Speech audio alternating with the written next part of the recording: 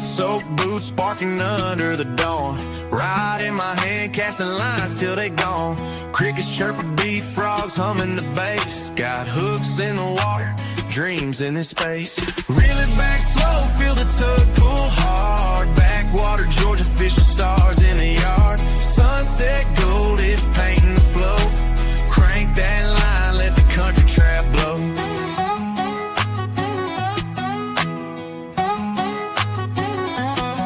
Cypress shadows stretch, a scene soaked in grime.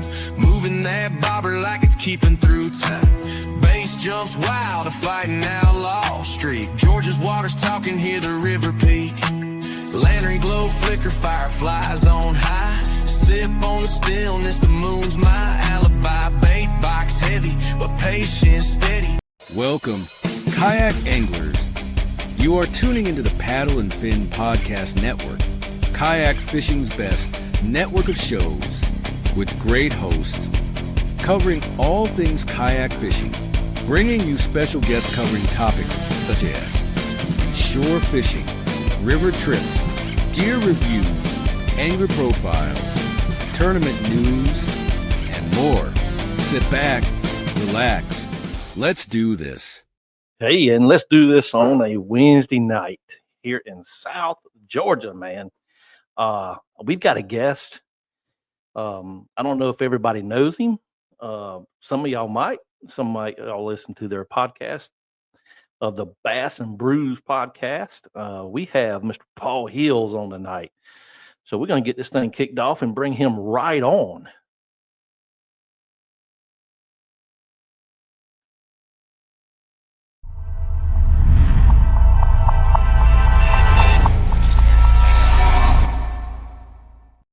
What is up, Paul? Hello. That's how we start podcasts on Bass and Brews. So I figured I'd keep it going pretty good here and roll with it like we do it. I'm doing good, man. How you doing, Harold? Oh, I'm doing good there, Jabberhammer. Hey, I got a question for you because this happens a lot on social media. What's my last name? Your last name? Yeah. Hills? No, it's Roberts. Roberts, yeah. Yeah, Paul Hills is the name because I went to University of North Carolina, and this was in the early 2000s, 2000 to be exact. And so at that point in time, we had AOL Instant Messenger, and instead of Tar Heels, I was like, man, I'm gonna have Paul Hills, and you made some posts that I shared that said we got Paul space Heels. I was like, damn. Old Danny boy thinks my name's Hills, but it's not. It's Roberts. Paul Hills is my name on the social media, but it's for the Tar Heels, North Carolina. I just wanted to get out the way, as we start here, so you're not calling me Mr. Hills all night, even though that would work, and I'd appreciate it. Isn't that your brand? Well, if you want to look, the only time that you can say you have a brand is if you're making money off of that brand. And I can assure you, on the Paul Hills brand or the Bass and Brews Podcast brand, we ain't making no money. So my brand is not too good of a brand at all. Well, my brand ain't either. I just rebranded to the Reel Backwaters. I was SEG KBF, which is Southeast Georgia Kayak Bass Fishing, because I'm currently running kayak tournaments and things like that. But I'm getting away from that next year and just enjoying just going back fishing like my roots. Yeah. So yeah. We've got a couple trails here. I'm in the Raleigh, North Carolina area. We've got a couple trails here. If they ask for feedback, I'll give my feedback. But, if those guys don't run these trails, I'm not doing it. And so for the folks that are out there TDing, more props to you.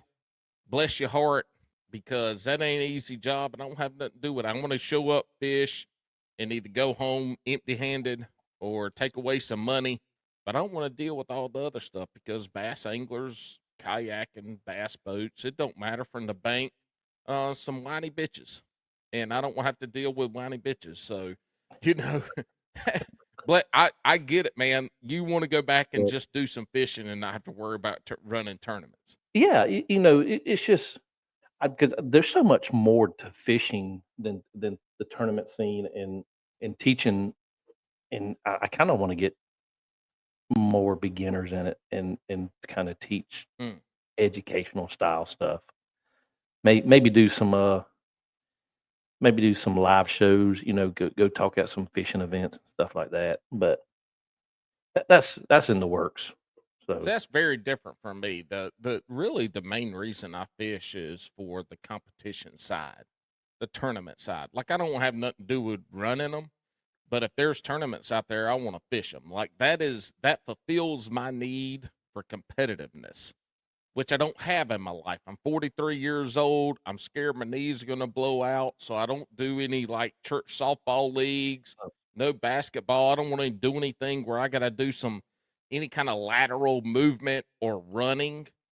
And with fishing, that's where my competitive fulfillment comes from.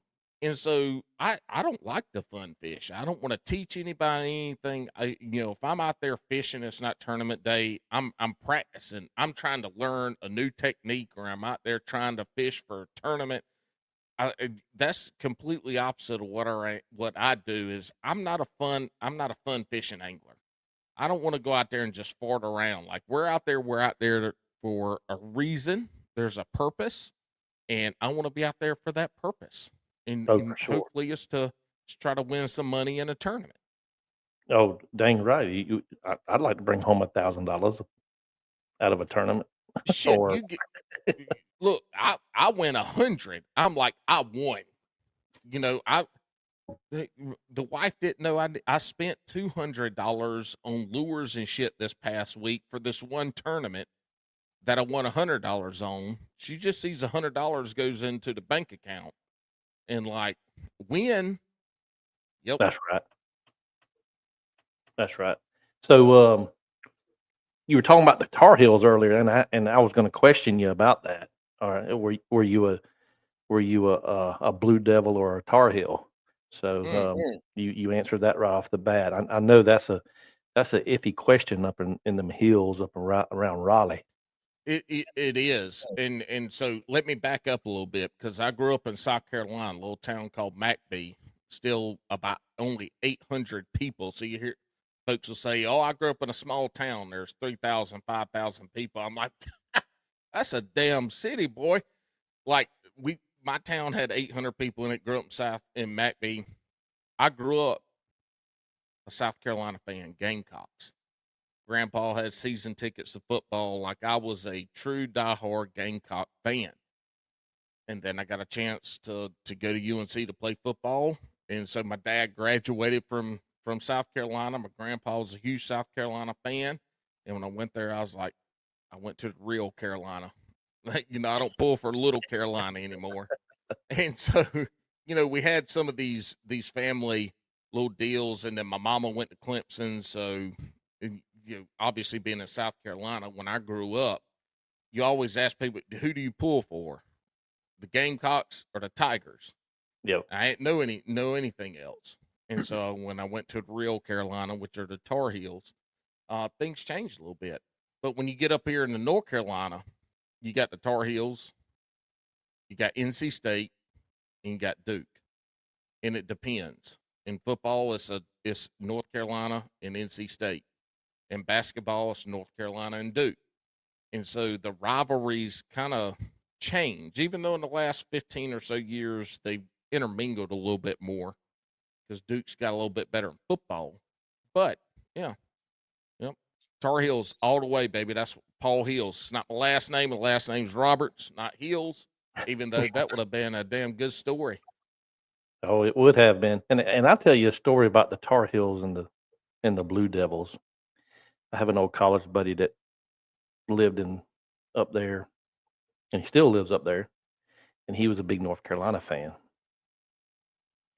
Well, he has a little son, and as the son graduates from high school, he's a huge golfer. Mm. he gets selected by Duke. So you can tell me how that household went.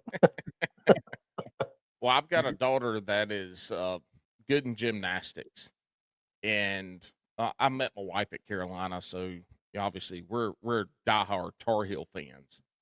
And NC State's gymnastics team is a little bit better than the Tar Heels, and she's got a few years left. But I always tell her, I was like, you go wherever you want to go. I'm going to support you. But if you go to NC State,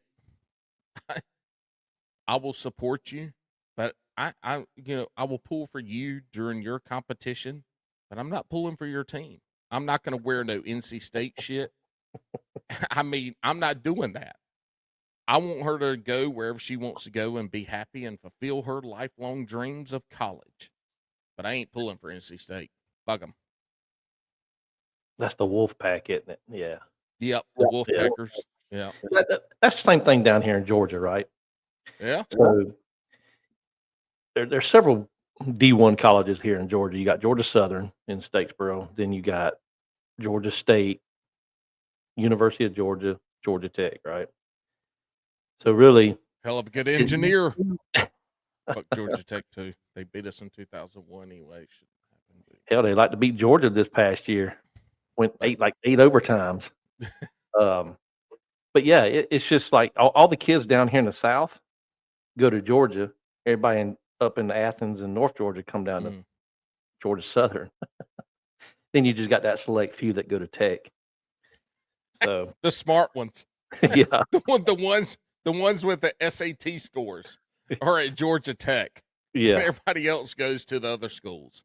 Oh yeah. So, but that's why ECU exists in North Carolina and App State. Yeah. For the folks that couldn't get into, we're not going to count Duke. University of New Jersey at Duke. So yeah, I'm a diehard Georgia fan. My wife's a diehard Georgia fan. And even though I went to Georgia Southern and things like that, I was kind of a dummy in college. Look, but Georgia Southern used to have not recently, but back in the day, Georgia Southern was a college football powerhouse. Oh man, in the FCS days when they were Division II at that time, Georgia Southern had a hell of a football team for years and years. Yeah, it was that was the Irk Russell days. Good old Irk. But yeah, with a name like Irk, you better be successful at doing something fun like football. Otherwise, you might not succeed in life after. So Paul, I recently discovered y'all's podcast a couple weeks ago, right? So, and I started listening to it, and I know that you have the love for cooking and barbecuing. So, kind of tell us what you like to cook and what, looking at your YouTube channel, and you got all these shorts on here. You got cooking and you got fishing and other crap on there. You just having a full time of life. But what do you like to barbecue? What's your favorite thing to barbecue? Well, being from the South, for the listeners that might not be from the South, when you say what do you like to barbecue, it's not hot dogs and hamburgers. That's grilling, and you can in chicken, you can barbecue chicken. But let's just make sure for the folks that might not understand, there's a big difference in barbecuing and grilling. And so, matter of fact, I got invited to a quote unquote barbecue my freshman year of college in North Carolina, and we roll up and it's hot dogs and hamburgers. I'm like, what the fuck is a barbecue? And it was just different vernacular for where people were from. But so as far as cooking, man, I love cooking. I grew up with a mama that was a coach, and we all my siblings and I played sports. So, but my mom always cooked, and it was good home country cooking. And we didn't do a lot of barbecue or anything like that.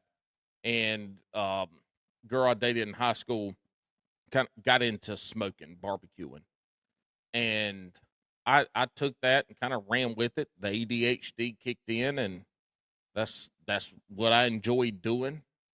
But I love, my favorite thing to barbecue is pulled pork, Boston butts, hams. I prefer the full shoulder, which is the Boston butt and the ham hock. So it's, if you look at the full shoulder, it's this back part back here. If I could reach it down to where the elbow is. But that's my favorite thing to cook. It's the most forgiving meat. You don't have to worry about temperature fluctuations, and you don't have to worry about burning it. I mean, cook it to 200 degrees, and the only way it tastes bad is if you injected it. And so I love cooking pulled pork. That's kind of what folks come to me for, and what I share with folks, because it's a ton of meat. Easy to do, but anything you can put on a smoker, I'm down for doing it. But cooking in general, I just love to cook. And my wife, my wife is Persian. Her dad's from Iran, and so I also have a love for cooking authentic dishes from other cultures. So I spent a lot of time learning how to try to cook Chinese food, Persian food, Indian food. Matter of fact, this past weekend I cooked a couple Persian dishes that I've been working on, and I cooked some Indian dishes. So I just love to cook. It doesn't matter if it's on the stove. Anytime I'm cooking a meat, I try to do it where I can get it on the grill and either grill it or smoke it, whatever it may come down to be. But man, it's just I love to cook, and I love to eat. So you put those two things together, it's too. hard to beat. Yeah, you were talking about the Boston butt and the shoulder and everything. A lot of people, when you tell them you're grilling Boston butt, oh, you're grilling the hind quarter of a hog. Hell no. Yeah. That's the ham. Yep. The butts is kind of a misleading name. Yeah. I really like to know where that name came from. Why they call it the Boston butt.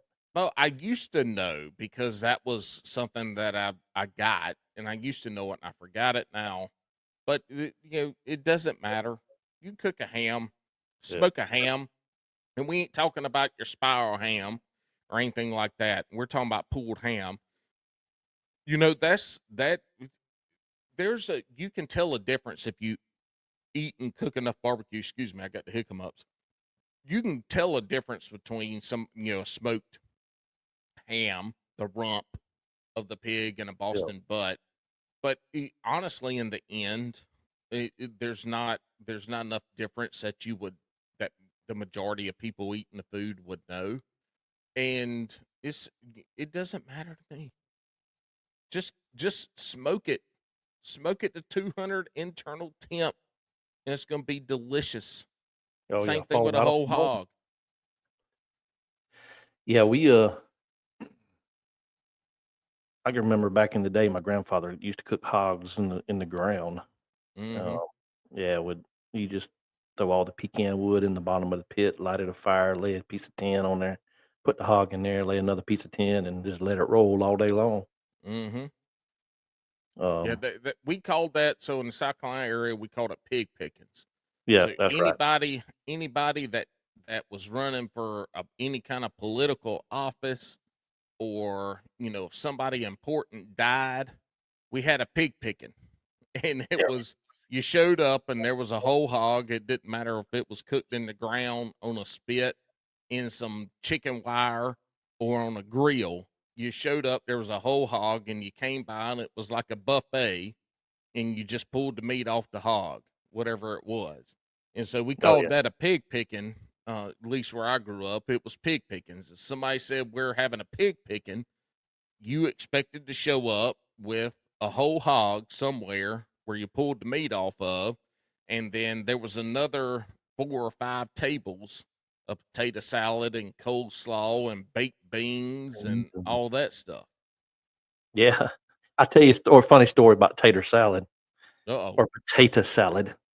So They call me my tater the middle salad. yeah the middle son, he had a girl. She was from Las Vegas, California area, and we were at Carrie Harriers, which is like a little seafood mom and pop seafood joint. Has been here in Savannah for golly 60 years. So we we're sitting there ordering, and my wife says she'll take the tater salad along with her fried shrimp. And his girlfriend at the time, they're married now, but she goes, "I'll take some of that tater salad." We all looked, said, "Tater? It's a tater salad. What the hell are you talking about?" Hey, look, there's a lot to learn when you move down south to how you say words. And what I Yeah, always tell people is we skip a lot of vowels. And so, you know, there's just be aware of your surroundings and how people are talking. yeah, And if you want something and you know that the way we're saying it ain't like it's said somewhere else, just say it the way we're saying it. And right. we're going to know right away, oh, you didn't say it right, but that's okay. We're not going to judge you. But if you come up and say, I want potato salad instead of tater salad, you're going to get a little judgment. They're going to look at you with the head cocked to the side. And then when if somebody spoon it on your plate, they're going to slop it on there like at the jailhouse. And you got a little problem with the guy serving your food. You got a little tiff or something. They're going to slam it on your plate like, you ain't from here, are you? You're a long way from home, boy. Yeah, that's like when people, I was a big deer hunter growing up, and we always said deer meat, right? We never said venison. And I was with somebody when they say, "Hey, you want some venison?" I was like, "Well, what are you talking about?" "Hey, What is we that? killed this deer, and we got some venison to eat." I said, "Oh, that's just deer meat, man." Yeah, deer meat. That's right. Yeah, Yeah, I sure same thing here. People say yeah, venison. I'm like, deer meat. Okay. yeah. Yep. So, yeah, you're right on task with that. Talking about, you that's like us going up north. If you took me up to New York City and you put me on the street and tell them to talk, I'll be like, "What the hell are they saying?" I'd look at them twice because of the accents. So, I I've been to New York City quite a few times. Once as a high schooler, and then a few times as an adult. And I'll say this: people with you and I have a good little Southern drawl, and people pick it out pretty quick. But I'll tell you what, the greatest things from New York City that I love in the handful of times I've been up there is one, I'm a huge Broadway guy. I love musicals. I love fucking Broadway. And then talking about food earlier and liking to have really good food, authentic food. Man, going to New York City, I can go eat Chinese food where I'm not getting General Tso's chicken. I'm getting some shit off the menu. I don't know what it is, but it looks good, and I'm either Googling, I'm ordering it, or you go up and you get the bagels, you get the breakfast, the waffles and shit. Like, you go to New York City, people are gonna look at you funny because you're holding the door open for them. You're telling them thank you. They hear your accent and the food. Like, those, it will be a great time. If you haven't been, you need to go to New York City. You need to spend 3 or 4 days there. You got to do the tour shit, right? But outside of that, find the restaurants where you can go get some authentic ass food and you eat the food and enjoy the hell out of it and be your Southern charming self. And you will, and if you go to the bar and you start talking and you put on that Southern charm, you won't have to buy drinks the rest of the night. I mean, I'm serious. It's for real. People love it. It's like you came from not even another country, but a whole nother world. It's like you got shipped in on a spaceship. It's wonderful. I loved it. Every time I've gone to New York, it's been great. The food's awesome. You get to meet some really cool ass people. You get to see some weird shit. Yeah, that's like going to Vegas. You know, all them street performers, all them weird people walking up and down the strip. You know, you find it. I even find it here kind of funny in Savannah. You know, because I have to drive through downtown, go to work, and you see all these people memorize about these big ass oak trees. They're like, oh, wow, or this cobblestone that's laying on the damn road, and I'm like, have y'all never seen cobblestone on a road before? My favorite thing with people that come to, especially South Carolina, you know, North Carolina has them, but South Carolina is like the king of roadside billboards. And that's one of the funniest things that I hear is like, there's a sign for everything on the interstate. And back in the day, it used to be some not so friendly shit. Yeah. On that. But south of the border, if you're coming from the South Carolina, North Carolina border the other way, yeah, you got south of the border signs for like 60 miles. There's a south of the border sign every time you turn around. And then in South Carolina and Georgia, there's a billboard for fireworks. It's October. We're nowhere close to the 4th of July or Independence Day, same thing. Or, January 1st. Yeah. But you know what? There's fireworks for sale 24 hours a day. Oh, for a fact, Jack. Yeah, I can go right across the river right now to the fireworks warehouse and buy all I want. Everything. Yeah. You have fireworks show tonight that rivals anything in America. Yeah. Yeah, you're talking about the billboards from south of the border. It's like when you get to Hardyville on I-95 going northbound. From there to all the way to the Mexican Hat there at the south of the border. Yep. You're going to see a sign about every 2 miles. Yep. And now there's a Buc-ee's in Florence, South Carolina. So you got Buc-ee signs left and right. Oh, I mean, it's Lord. billboard hell. But what's funny is you'll pass south of the border in 54 miles, Bojangles, all these billboards. And then you'll have a sign up there that says, "You're going to hell." Like, it is.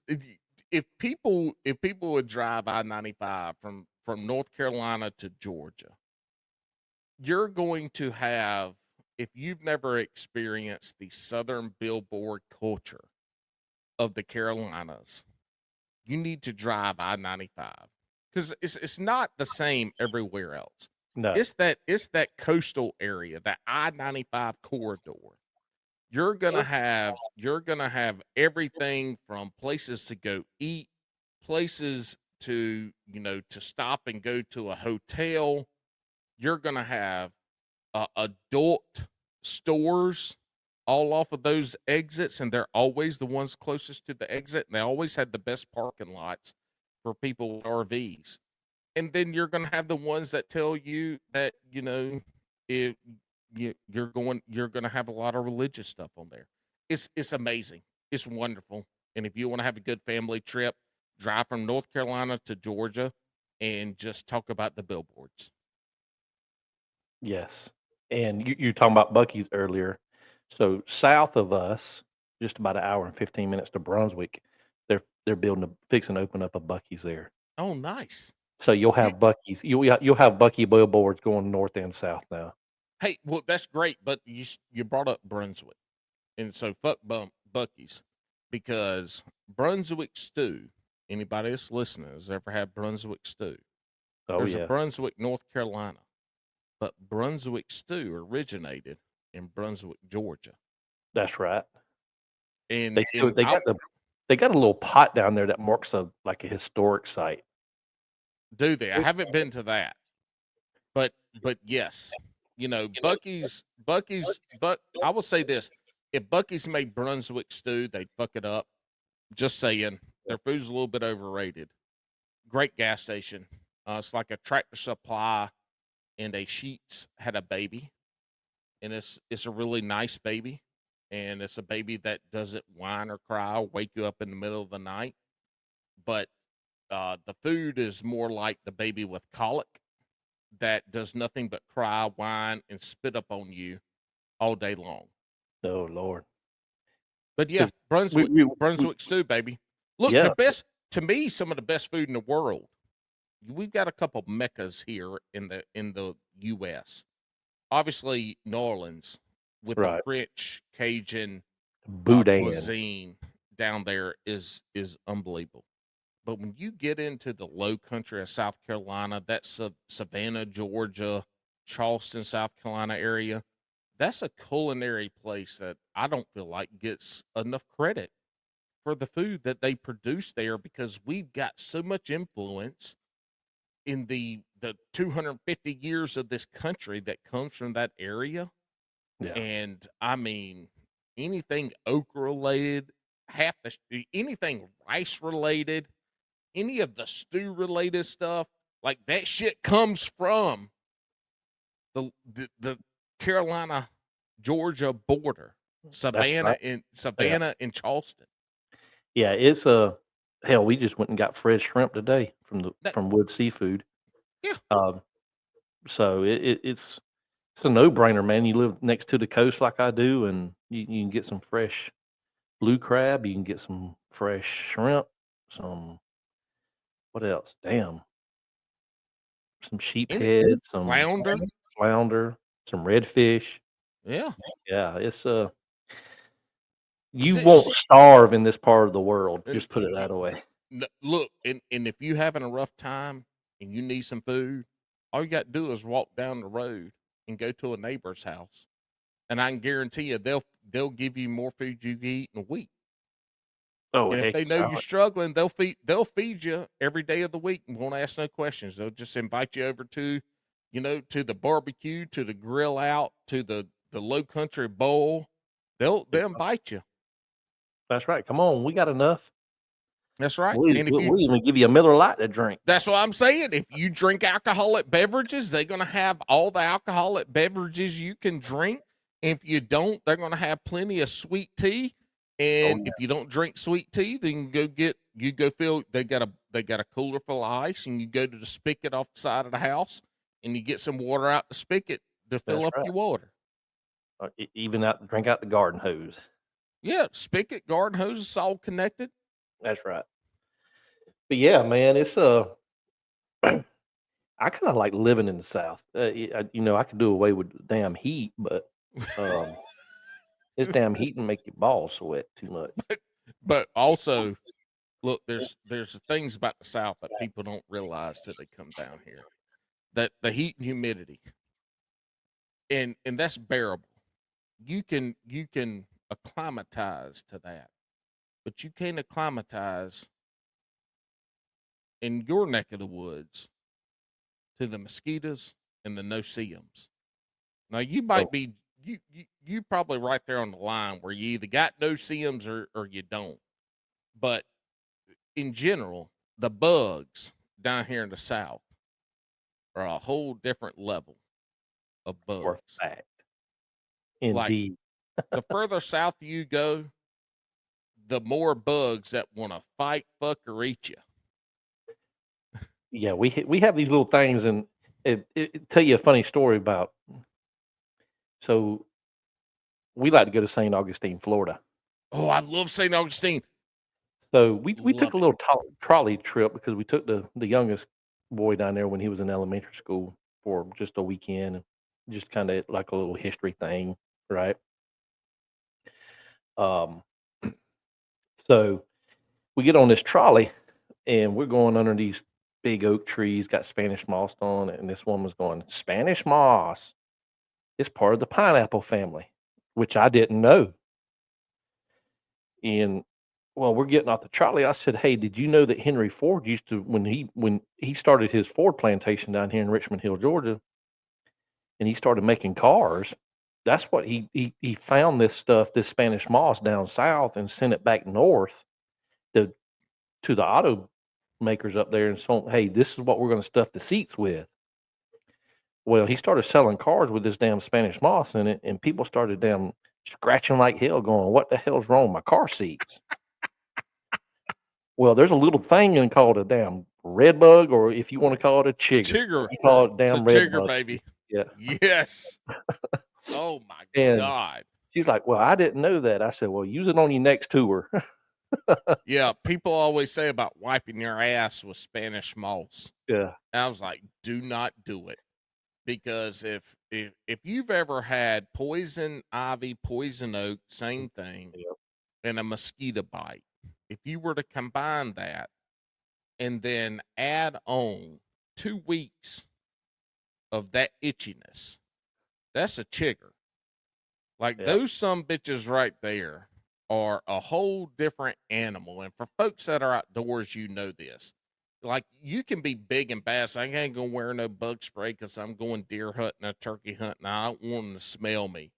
But then your ass sits down into a pine tree grove for 4 hours trying to chase a big old tom. And for the next 2 weeks, your balls, your ass crack, your toes, all the way up to your ears are itching. Yes. And it's one of these itches that feels so good to scratch. Like it feels so good when you scratch it, and when you stop, it feels like somebody's holding a lighter to your arm or to your body part. That's a chigger. Yeah. Unbelievable. Craziness. Especially if you've got sensitive skin like I do. Chiggers are terrible. Absolutely horrible. Yes. But Xanthil, if you ever get them, if you ever get poison oak, poison ivy, chiggers, anything like that, get you some Xanthil. It's expensive. It comes in a little toothpaste tube. It's expensive, but I'm telling you what, that's the only thing that'll make you feel better within a day or two. Oh, I, my grandmom used to just dip us in the damn turpentine bath. Yep, turpentine makes you Yeah. feel good for a couple hours. After the first 8 hours of you burning your ass to death, you know, people used to say take chiggers and put clear fingernail polish on them because they thought they burrowed under your skin. That's not true. They bite you. They're not in Yep. you. And just putting clear fingernail polish on that shit doesn't do anything but burn like hell. They fail. Yep. Xanthil, I'm telling you. And fail. Xanthil is what you got to get. I'm telling you, any itchies that you get, Xanthil's the cure.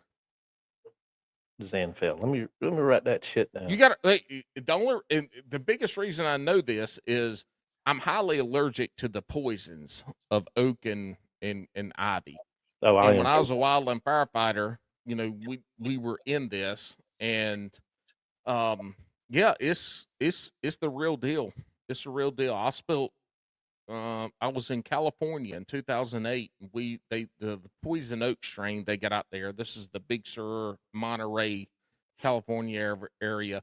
I was with it in a chainsaw for like 5 days. It's head foot tall. It's very different than the poison oak we got down here in the South. Shit tore me up, man. Like 8 weeks. Ooh. Matter of fact, I had a pair of pants that I wore that I washed, and I wore those pair of pants a few months later, and I got poison oak again. And come to find out, it was too late for that episode.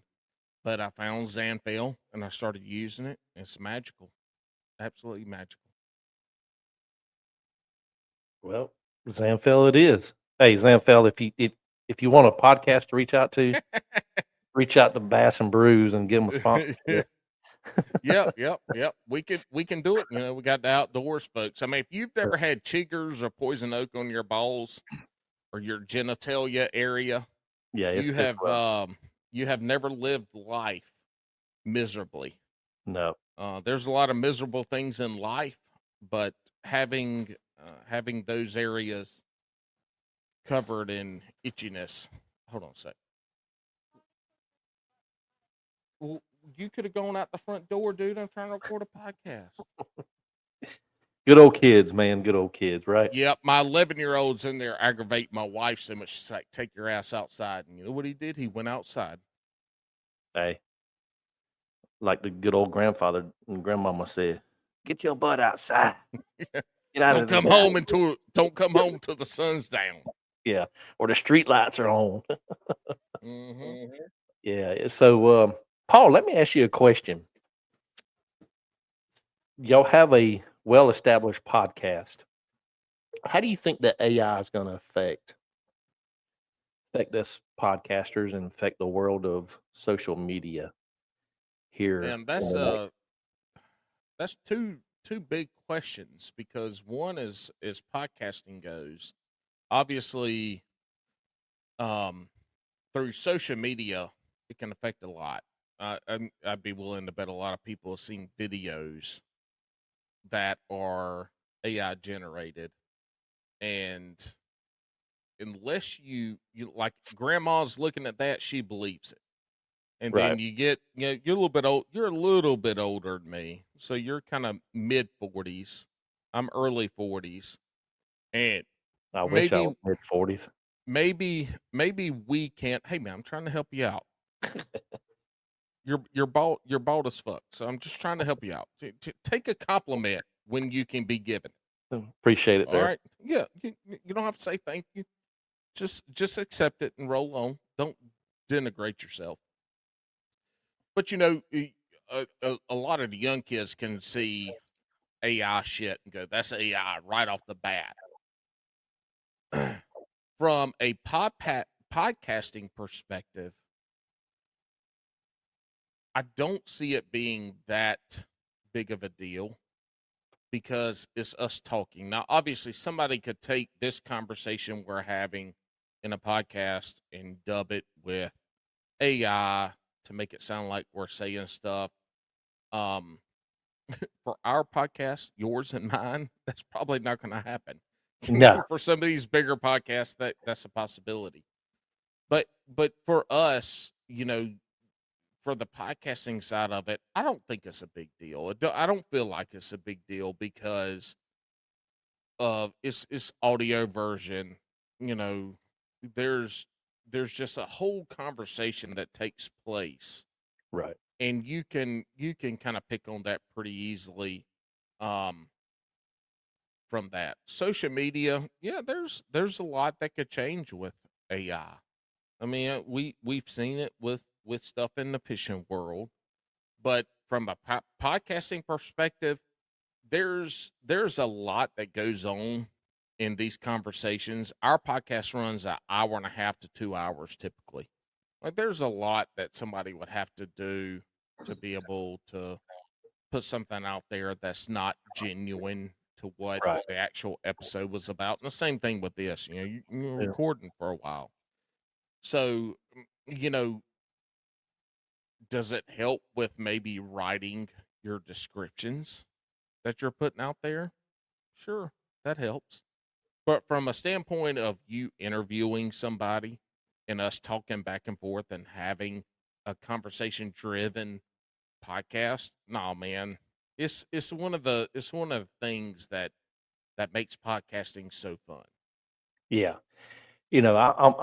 I have been only in the podcast world for about 3 years now. So, and I didn't really, for the first 2 years, I really didn't have a, I guess, steady schedule because of the way I work. And so now, I'm every 2 weeks, but I really want to start producing more as far as the podcasting goes.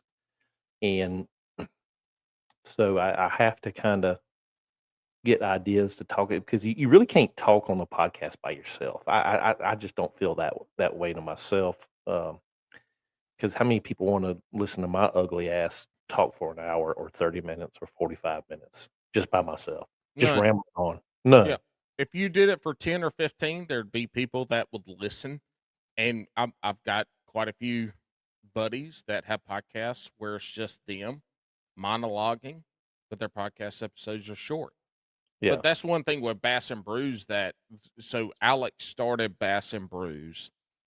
I was a guest on episode 9.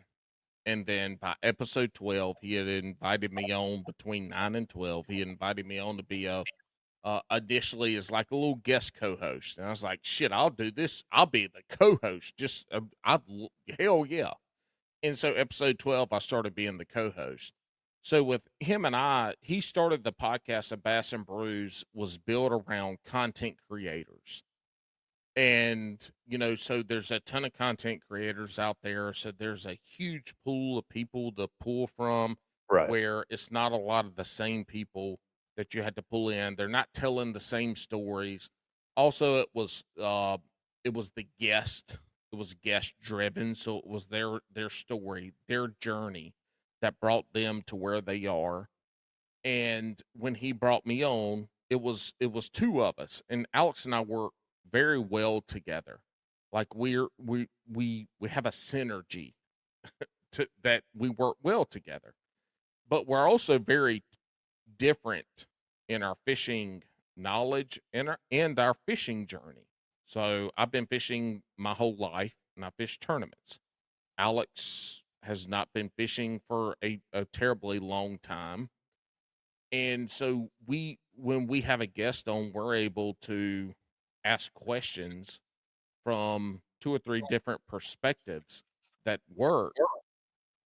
And then, it just brings out a lot of stories from that guest. So the guest driven podcast like yours now Right. and ours, there's a story to tell for the guests that you have on. And it's different every week. You've got my dumb ass on right now. I don't know who you had on the week before, 2 weeks before. I don't know who I have on 2 weeks later. But like every episode, it's a different journey, and it's a different story that's being told. And with that, people become engaged with you as a host, but then they're also engaged with whoever the guest is. And so no podcast is the same. And go ahead. Go ahead. It truly isn't, Paul. And the reason why I like to bring guests on is like you said, to tell a story. How you got into fishing and just your everyday life stuff. And what do you like to enjoy? What you don't like? Things like that. So, and that's where I'm carrying my podcast to, is because I'm thinking more just bring everyday people on, that wanted to get into content creation or already into content creation, just tell their story and just let them chat away. Yeah. Well, Tackle Talk podcast, Andrew. Yeah. So, his podcast is primarily him talking, but his episodes are short, and he gives out really good, relevant, educational content. And so it drives people to him, and then he has guests on, and so he can elaborate on stuff. But that's the thing with podcasting that I love, is that our podcast is not safe for work podcast. We cuss, we drink, we talk a lot of shit. We talk about Bigfoot and just a bunch of random shit. But we still have guests on that are really good anglers. That there are, in between all the bullshittery, there's stuff that people can learn about fishing if they want to get that from a podcast.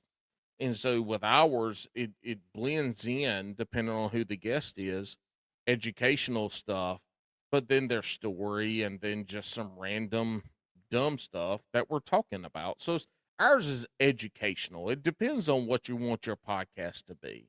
Right. Ours is not educational. I think I just said it was educational. It's not. Ours is entertainment, not educational. But Yeah. we have guests on where you can come in and listen.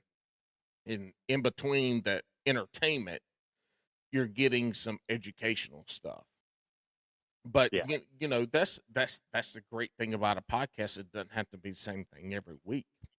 No. You can have me on your podcast, and I've got a lot of fishing knowledge, and we can talk educational stuff.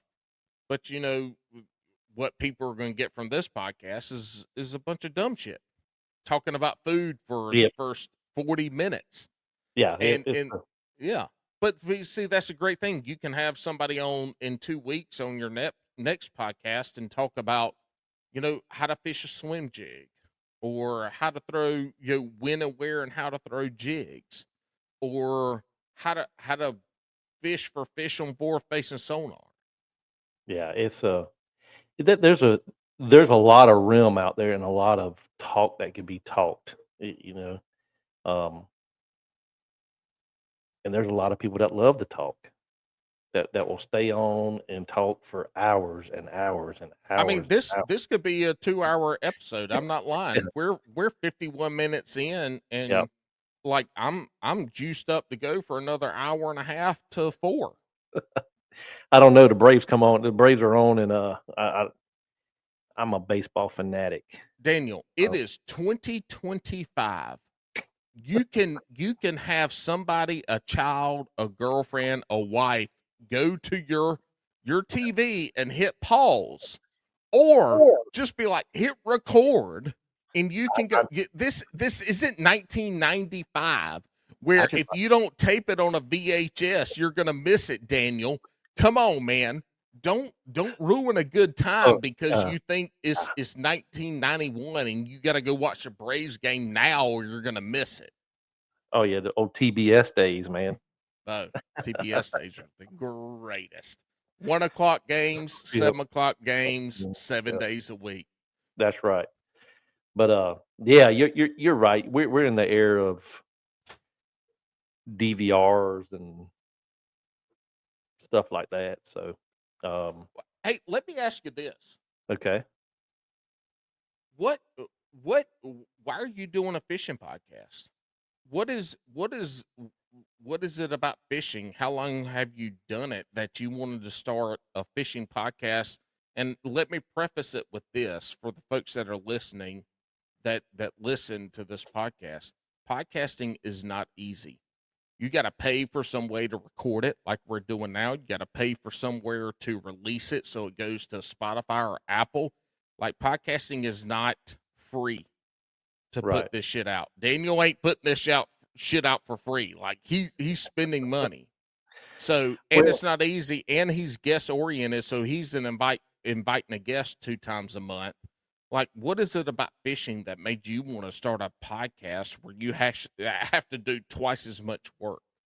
Oh Lord, Paul, you got about 4 more hours on this damn thing.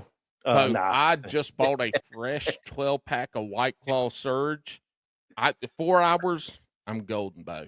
5 hours, I might wane off, but 4 hours and 50 minutes, I'm ready to go. Gotcha. No, really, I grew up in the fishing world. Grandfather fished, all my uncles, my dad, and all them fished.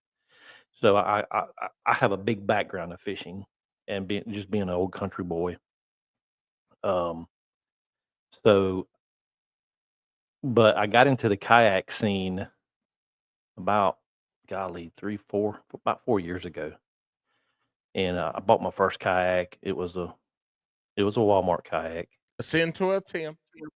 No, it was a Lifetime Yukon.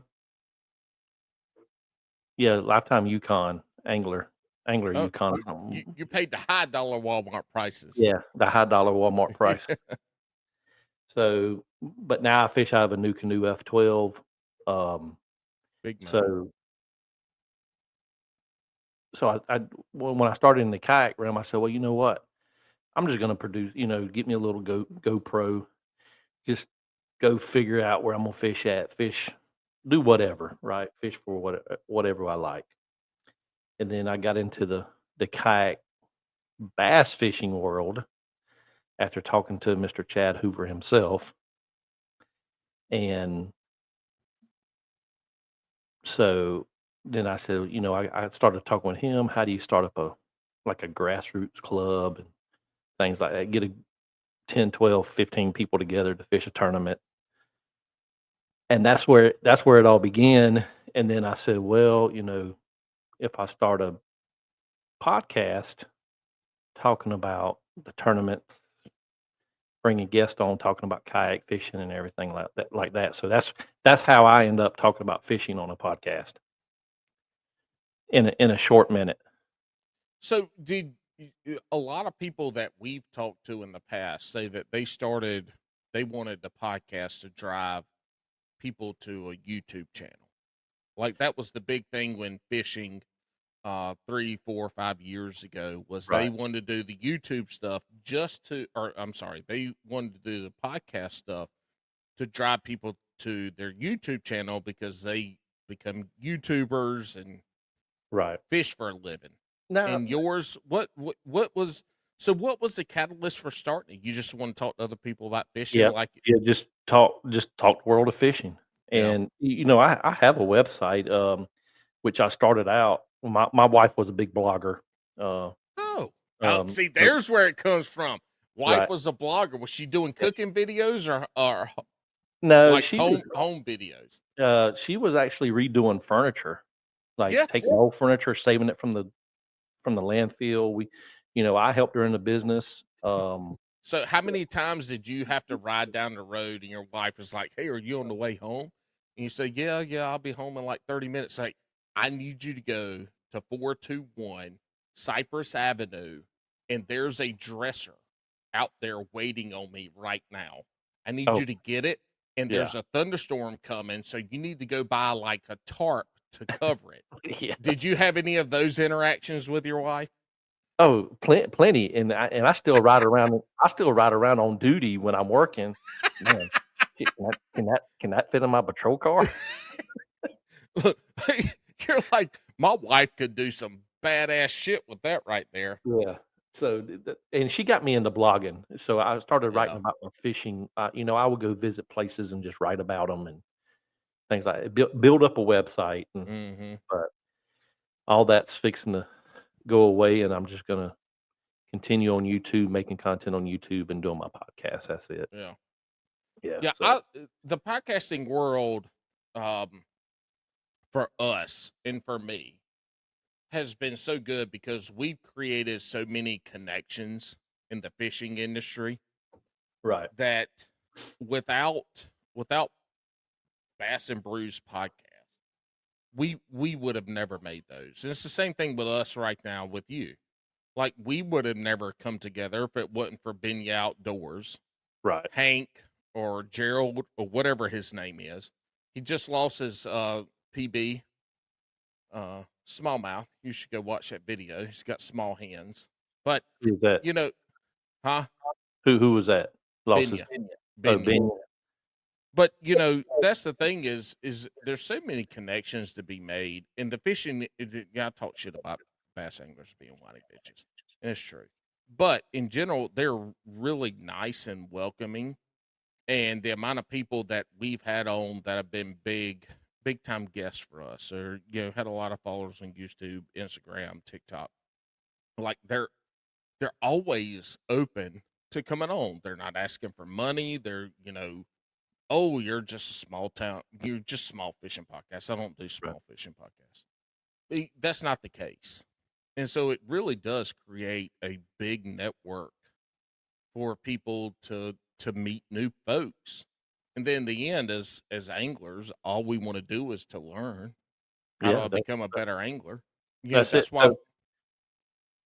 Go ahead. No, you're good. I was done. Okay.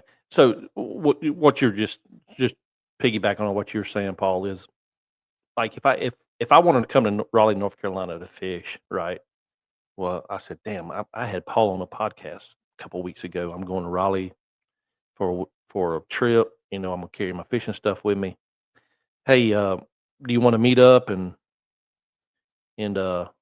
maybe do a fishing trip and stuff like that. So you kind of build a relationship by having somebody on a podcast, and then if you're traveling, you can say, "Hey, I'm Mhm. traveling that area. Are you free for a day or so?" Or and try to hook up to go fishing. Yeah, exactly. I mean, I've been to 3 of the last 4 Bassmaster Classics and won the Red Crest. And the only reason I went was to meet the people that have been on the podcast or the folks that I've interacted with and have some kind of friendship or relationship with on social media, was to Yeah. meet them in person. I didn't buy shit. Matter of fact, the only thing I bought at 3 Bassmaster Classics is this grip stick that I got because at the time we had 2 big ass labs, and I thought my wife would like this because she could get the shit off the furniture and the floor better, all the fur. And nope, you know what? It's a prop in my background now.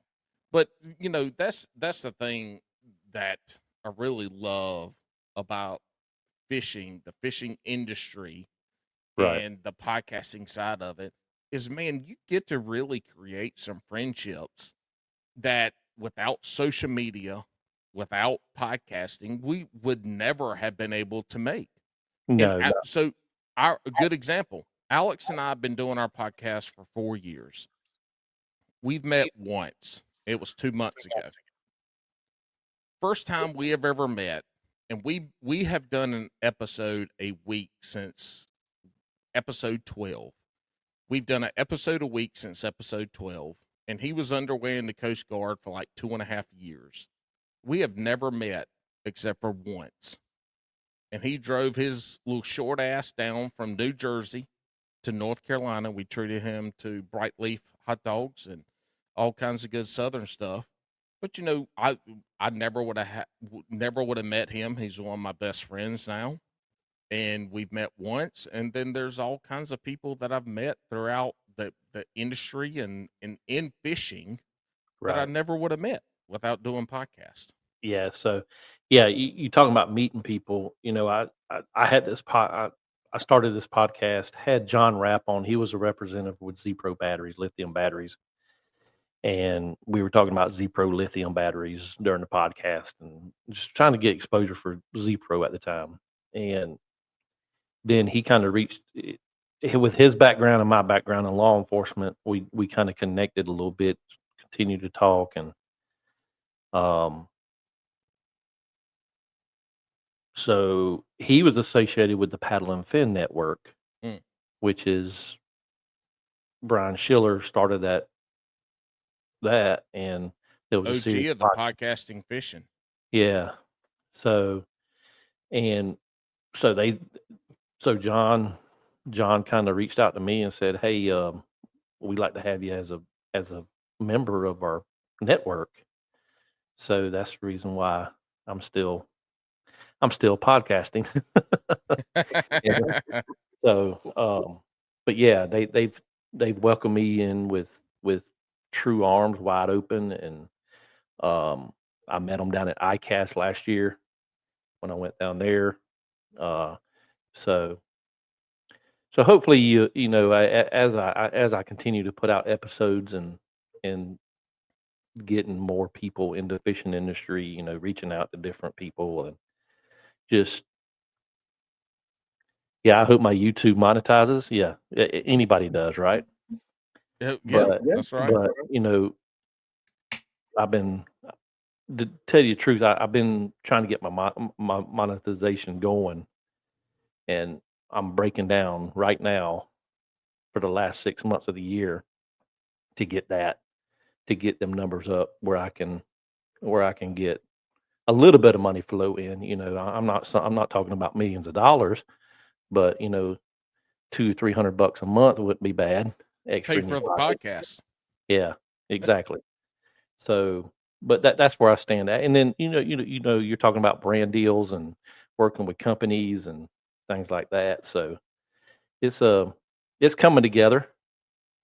But yeah, man, I've enjoyed talking with you tonight, as a matter of fact, and hopefully we can get more people over to the Bass and Brews listening for y'all and find y'all jokesters over there. That's what the first time I heard an episode, y'all were talking about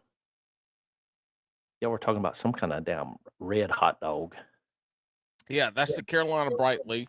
Oh, It's a red hot dog. It's kind of a North Carolina staple. okay. And Just like a I think there was 2 companies down here, Roger Wood or Robbins hot dogs or Roger Wood yep. hot dogs, stuff like that. So Yep, there's the down south. If you're from the north, you have never seen a red hot dog. And when you come down south, people talk shit about the red hot dogs because they're red. Ain't nothing wrong with them. They just, so the Brightleaf story is they made them red. First red hot dog in North Carolina, and they did that because Smithfield, they're in the Smithfield, North Carolina area, which is the pork capital of America. And this was years, I don't know, 40s, 50s, whenever it was. They did it differentiate themselves from others. They taste delicious, but people just have this. I don't know. Ain't nothing wrong with a red hot dog, red rocket, good ass delicious hot dog, man. Them things good as hell. But that's the other thing that you said was, trying to monetize your YouTube channel. Yeah. When you can make a connection, as you referenced earlier, you have somebody on your podcast, and then you're traveling through whatever it is. You're coming up to visit. You're traveling through. He's like, hey man, I'm going to be up on a Friday for like a night. Let's get together, go fish. Bo, that's content you can create for your YouTube channel. Yeah. And you might catch a few fish. Let's say you're not catching bass, you start catching crappie. You start catching some brim. You start catching catfish or perch or whatever. You're still catching fish, and you're having a good time some way that's new. And so you're creating that content. And then you're being able to cross promotion that content. Like with us, I hope we bring you some new listeners. And I will tell you right now, Alex and I don't get paid a single dime. We have a Patreon page, but that doesn't even pay for our podcast stuff. But, Alex is the one that does all the work. I show up on the podcast. I schedule most of the guests, but I do that and I show up. Alex does all of our social media shit. We both have young kids. We have a lot going on, and we don't necessarily promote as well as we should. But that's the other reason why we have never brought on any kind of sponsorships, is because we didn't feel like we could fulfill anything that they needed as a sponsor to do it. And so we didn't want to create a bad relationship with them. But our podcast is Alex and I, first and foremost, if nobody listened to it, we still do it because him and I get to interact once a week, every week of the year. And then we have that guest on. So we're meeting new people, and then we're creating those relationships. And so that's fishing in general. If you do tournament fishing, you're launching from a ramp, you're fishing, you get back to the weigh-in. Boats, kayaks, doesn't matter what it is. You're creating relationships. You're talking to people on the ramp about what they did. And then, a year later, you're talking about what they did, but then you're also talking about their family. Like fishing really is a very familiar type of sport where you can create those relationships and have buddies, pals, friends that you can create from fishing. Hell yeah. It's always a good time to talk to somebody at a ramp. Yeah. Hey, even if they're bank fishing, people see me pull up. I've had several people at some local places down here in Savannah say, "Damn, you got a setup there." I say, "Yeah, you want. I'll let you try it out. I'll let you go motor around in it. I do run a bow mount trolling motor on it, but yeah, it's you meet all kinds of people at boat ramps, from old timers. I love talking to old timers. And what I've got in mind this year, and I tell you, is I'm gonna try to hit some old bait shops around the area and kind of do a podcast from there, talking to the owners and just kind of exposing the bait shop a little bit. and just do it like a on the road podcast. Just go See, record it. I Yeah, love it. yeah, just because people get tired of seeing the same old background, right? Yeah, But and they get tired of going into Bass Pro Shops and Cabela's and yeah, Academy when they don't know that there's a bait shop 20 minutes away that's got just as much, if not more, fishing shit, and you can go sit there and shoot the shit and talk boat ramp talk and yeah. get all kinds of information and have a good time. Eat a pack of nabs and drink a Pepsi Cola. Like you're Damn, not doing that at those. I ain't heard a nab saying in a long time. You in the wrong damn part of the South. Then you can tell Savannah's growing up too bad. Nah, I know. But you If know, I mean, yeah, if nobody understands the word nab, it used to be an old company. Used to be an old cracker company. It was called the Nab Company, and when Lance's Cracker Company and some others came about, I think the Nabs got bought out by them and stuff like that. But that's what I remember of them. And yeah, thinking, or getting an RC and a moon pie. yeah. Yeah, Mine, where I grew up, we had the Pepsi Cola factory was in Charles, South Carolina, right yeah, down the road from McBee, and so Pepsi Cola. In this, the old timers never called it Pepsi. It was Pepsi Cola. Pepsi So Cola. we went to the restaurant. It was, I need a Pepsi Cola. And the pack of nabs, you know, I think the nabs morphed into, like you said, it used to be peanut butter crackers. The Yeah, Lance peanut butter cracker was the nab.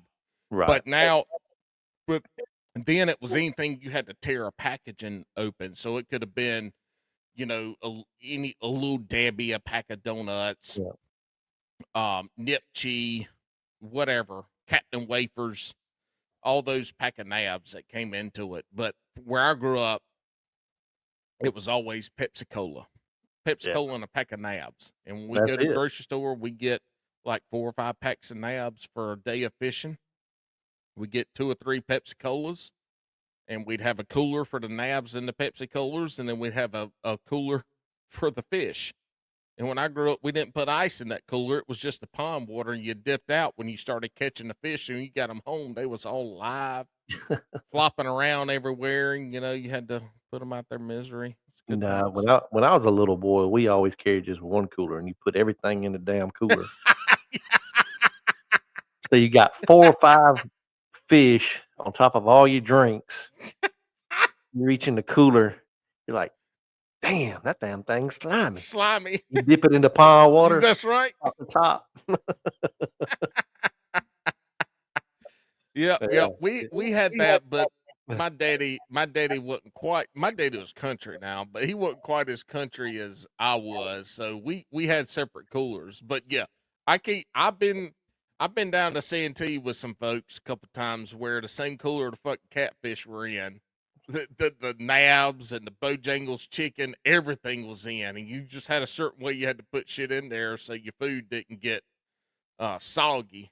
Oh But yeah. you know, you were still having to wash off the slime and the fishiness from your your Pepsi Colas. It was cans back in the day. Nobody bought bottles back then. But No.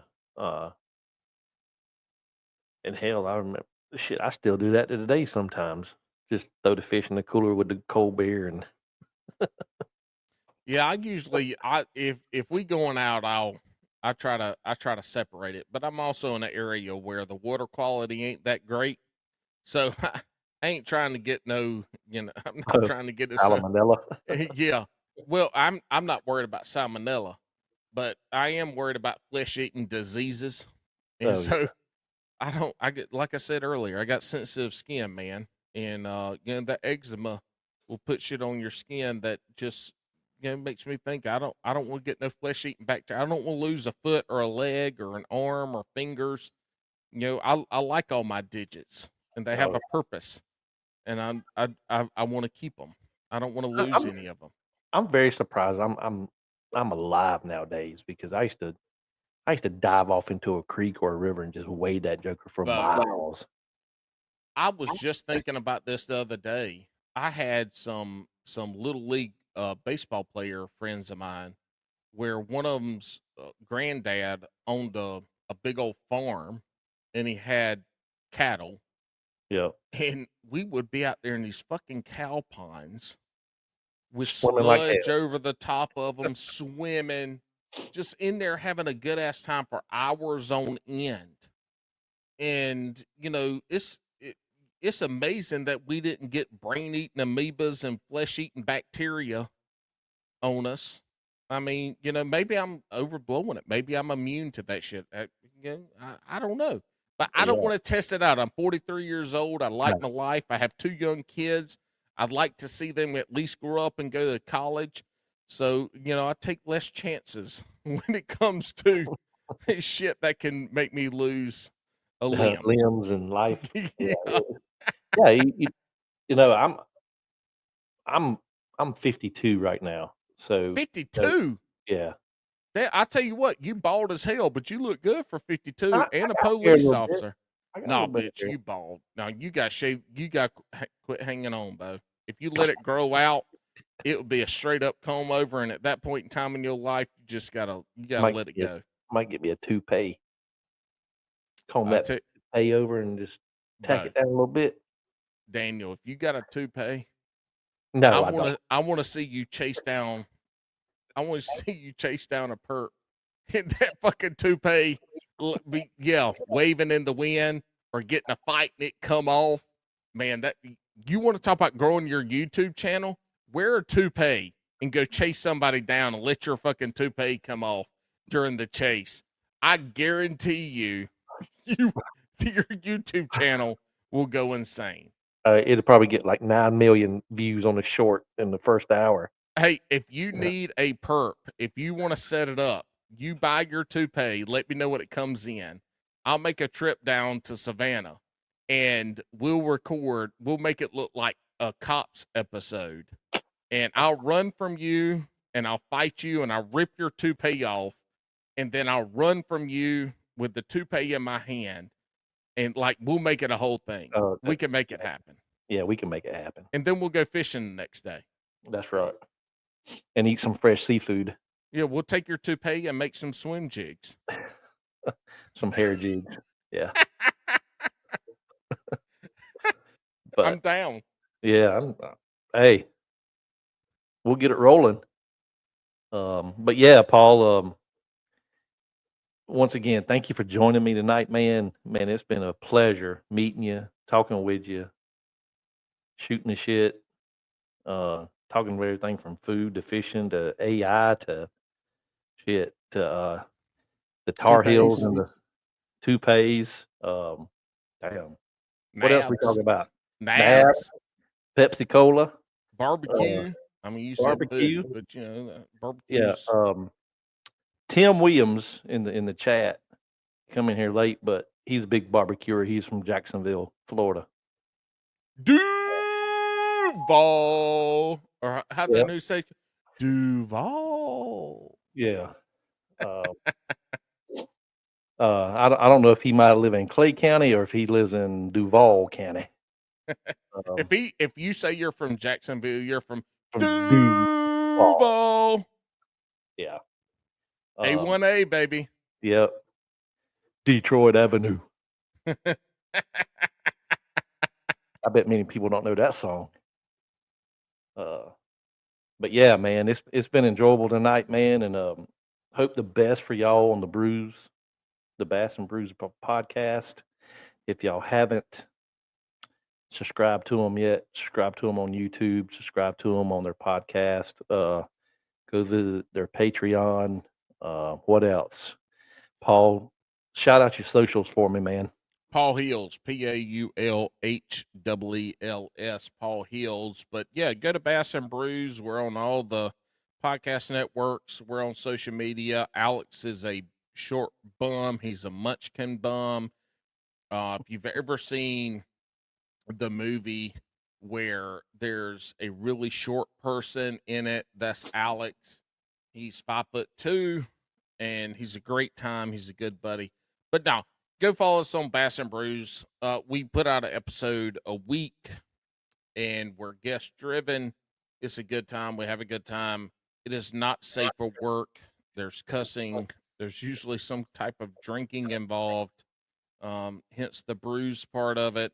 But we just have a good time, and we have folks on that we enjoy. They can have 50,000, 100,000 people, subscribers, or they can have 500. We don't care. We just like if we enjoy their content and like who they are, we have them on. We come on, have a good time, man. That's what it's all about.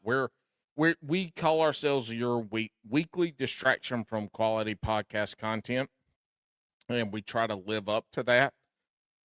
And so it's just a place where you're going to get a little bit different fishing content than your tips, tricks, and stuff like that. We're entertainment. We want to have a good time, and it can be sometimes a little overbearing. Sometimes it's not good. I interrupt a lot because I have ADHD, and I give Alex a hard time, and sometimes we pick on our guests pretty relentlessly. So, if you want to come back and have some background noise and put your earplugs in and clean and cook and have your kids, ignore your kids for an hour and a half, Bass and Brews, where it's at. There you go, folks. You have it. Go follow, subscribe, download. Go back and watch some of their episodes, man. Some of that shit is hilarious. They never disappoint you. I'd go ahead and tell you that. I've probably listened to almost every back episode there is by working, when driving home, when traffic. It just gets your mind off of things, man. Yeah, well, it's great to hear that we don't disappoint you, because we disappoint some of our biggest fans ever. We get texts weekly about how shitty the episode was, and that's what we want. That's what we want. Go leave a 5-star review for the Reel Backwaters. And when you leave that 5-star review, just leave the meanest comment you can leave. But look, when you do this, it's got to be 5 stars, and tell Daniel the meanest shit that you can think of. That's the best way to leave a review. Tell him how terrible he is, how bald he is, how old he is, but it's got to be 5 stars. You do it without 5 stars, Daniel, you let me know, we'll chastise him. Okay. Sure will, Paul. I'm going to kick you back to the green room. I'm going to close this thing out, man. I'm going to bring you back on for a minute as soon as I get off this live. Chat a little bit with you just a minute. Everybody, go follow him on Instagram, YouTube.